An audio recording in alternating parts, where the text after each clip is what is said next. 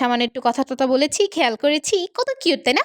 তারপর আমি হচ্ছে এই বেলুনটা খেলেছিলাম যেটার স্ক্রিপ আমি বেশি নিতে পারিনি।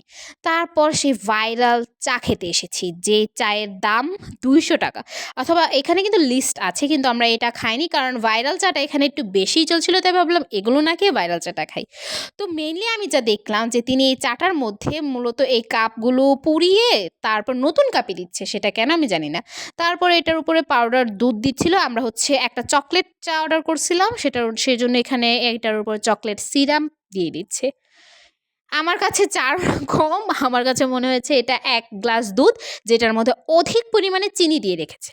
যাই হোক এরপর এই চরকি নাকি কি এটা আমি সঠিক নাম জানি না। আর লাইফে আমি কখনো এটাতে উঠি নাই। না ওঠার মানে ওঠার ইচ্ছাও নেই।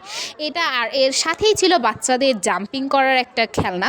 তো ওখান থেকে আসার পর দেখলাম এরকম ঘোড়ার একটা খেলনা। ওটা শেষ করেই সামনের দিকে পৌঁছেই দেখলাম এখানে অনেকগুলো ঘরের যে আসবাবপত্র জিনিসপত্র সেগুলো। যেমন ফুলের গাছ, বাচ্চাদের খেলনা, তারপর টুকিটাকি প্লেট, ঘড়ি, গ্লাস এই টুকিটাকি জিনিস ছিল আরকি। আর এটা হচ্ছে আমাদের মেলার ১ম ইন্ট্রো। এরকম একটা গেট দেওয়া হয়েছে। লাইটটা মূলত এখনো দেয়নি ঝর্ণার কারণ এখনো সন্ধ্যা হয়নি।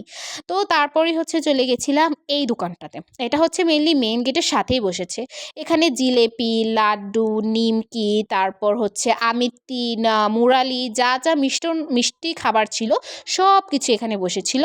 আর এখান দিয়ে হচ্ছে আঙ্কেল একদম সরাসরি জিলাপি বানাচ্ছিল। যেটা দেখতে আমার অনেক বেশি ভালো লাগছিল। অ্যান্ড আমি যখন ভিডিওটা অন করছি তখনই হচ্ছে উনি জিলাপিটা বানানো অন করছে।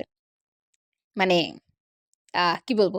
তো তারপর উনার লাইভ জিলাপি বানানোটা দেখছিলাম। এত সুন্দর একদম প্রফেশনাল ভাবে তৈরি করছিল এবং এটা থেকেই এবং এখান থেকে হচ্ছে আমি জিলাপি বর্তমানে যেটা বানিয়েছি সেটা নিয়েছি। আর এটা এতটা রসালো ছিল মাশাআল্লাহ।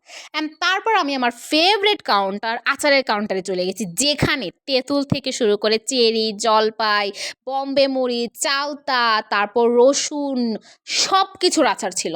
তো আমি হচ্ছে মেইনলি এখানে কাঁচা জলপাইয়ের যে মিক্সড আচারটা ওইটা আর হচ্ছে ভাঙা বড়ইয়ের যে আচারটা ওইটা নিয়েছিলাম।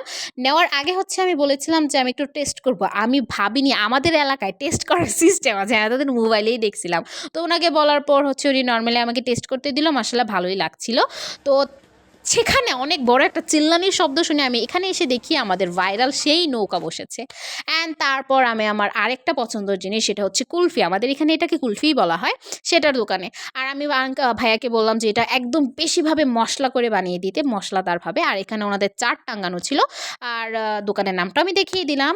তো ফাইনালি হচ্ছে উনি এটা বানাচ্ছিল। আর এর সাথে এখানে কোকা কোলা তারপর চকলেট